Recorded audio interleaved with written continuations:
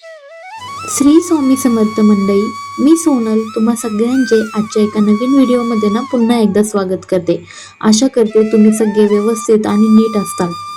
आज माझ्या गुरुचरित्र पारायणाचा 3रा दिवस आणि सोबतच ज्येष्ठ पौर्णिमा पण.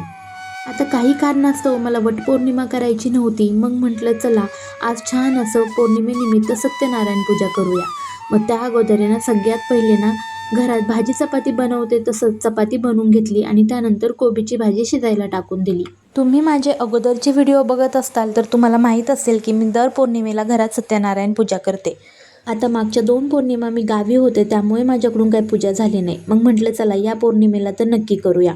भाजी चपातीचा स्वयंपाक झाल्यानंतर मी इथे प्रसाद बनवायला घेतला. आता प्रसाद बनवताना मी थोडाच बनवला कारण हा प्रसाद फक्त घरातल्या लोकांनीच खायचा असतो.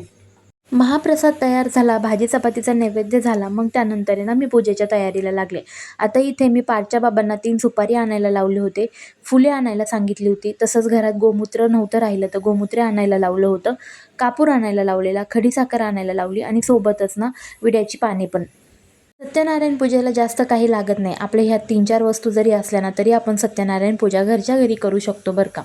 तर एका ताटामध्ये मी सगळं सामान काढून घेतलं आणि त्यानंतर सगळ्यात मेन आपल्याला तुळशीपत्र लागतात. मग इथे मी अंधार पडायच्या आधीच म्हणजे प्रारब्ध काळ सुरू होण्याच्या अगोदरच तुळशीचे पत्र काढून घेतले. आता माझी एका साईडला श्री गुरुचरित्र पारायणाची पूजा तर ऑलरेडी मांडलेलीच होती. मग गुरुचरित्र ग्रंथ मी झाकलेला असतो तर तो उघडून ठेवला आणि त्यानंतर समय गुरुचरित्र ग्रंथाला लावली आणि इकडच्या पूजेसाठी मी दिवा पेटवून घेतला. जेव्हा आपण कोणतीही पूजा करायला सुरुवात करतो सगळ्यात पहिले दीप प्रज्वलित करतात. त्यानंतर मी पूजा मांडायला घेतली. आता इथे मी 4 आंब्याचे डगळे आणले होते, ते चौरंगाला चारी साईडनी बांधून घेतले आणि त्यानंतर पांढरा शुभ्र कपडा घेऊन चौरंगावर अंथरला.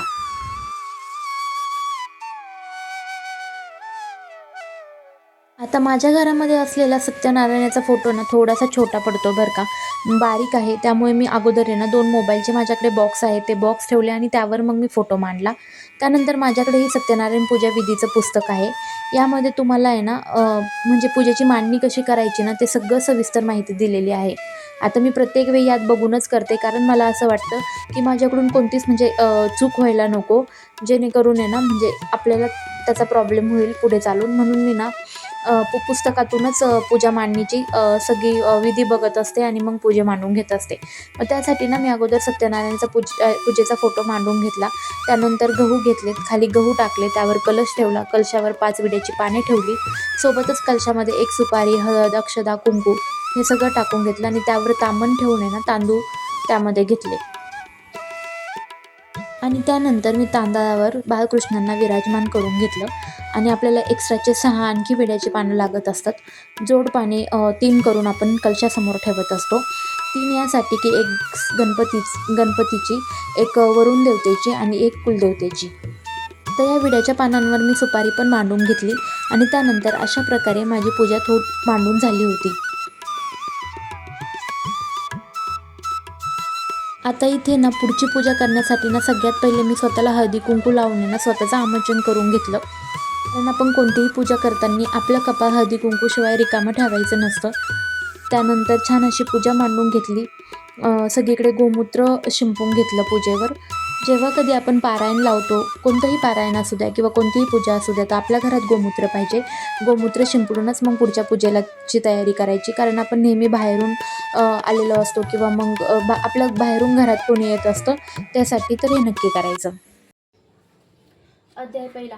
श्री गणेशाय नमः, श्री सरस्वते नमः. ओम नमो जी गणनाथा, तुझे चरणी ठेवू माता. श्री सत्यनारायणाची कथा वदवी आता स्वामिया. नमो तुझला सरस्वती, आदी माया लावण्य ज्योती. तुझ्यावरे मला स्मृती यावी कथानुसंधानी. आता नमो गुरुदेवता, योगीराज सुखदाता. कृपा करुणी मज अनाथा, जो का स्वामी माझा तू. नमो आदी नारायण, जो विश्वव्यापी निरंजन. ज्याच्या सत्येन चराचर संपूर्ण वागता ती तिन्ही लोक. आता नमो संत सज्जन, जो विश्वव्यापक श्री भगवान.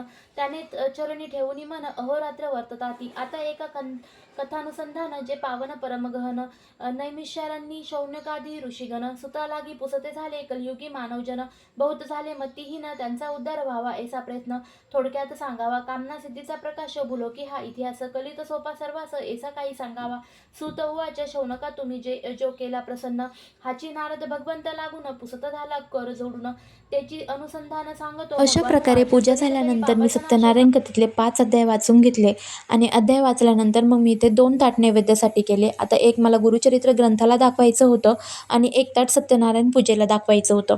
आता इथे मी नॉर्मल घरात आपण जसं स्वयंपाक करतो तसाच केला होता. डाळ चपाती, कोबीची भाजी आणि महाप्रसादाचा शिरा. त्यानंतर दोन्ही असे नैवेद्य मी छानपैकी ग्रंथाला आणि पूजेला दाखवून घेतले. आणि नैवेद्य दाखवल्यानंतर पार्थ आणि पार्थचे बाबा पण बाहेर गेले होते तर ते आले आणि मग त्यानंतर आम्ही छान अशी ग्रंथाची पण आरती करून घेतली आणि त्यानंतर सत्यनारायण पूजेची पण आरती करून घेतली. अशा प्रकारे मी दर पौर्णिमेला छोटीशी का होईना पण सत्यनारायण पूजा करत असते, कारण स्वामी केंद्रात याला भरपूर असं महत्त्व आहे आणि ते लोक आपल्याला सांगतात पण. मला पण असंच केंद्रात सांगितलं होतं तेव्हापासून मी करते. चला, व्हिडिओ आवडल्यास लाईक, शेअर आणि सबस्क्राईब करायला विसरू नका. बाय.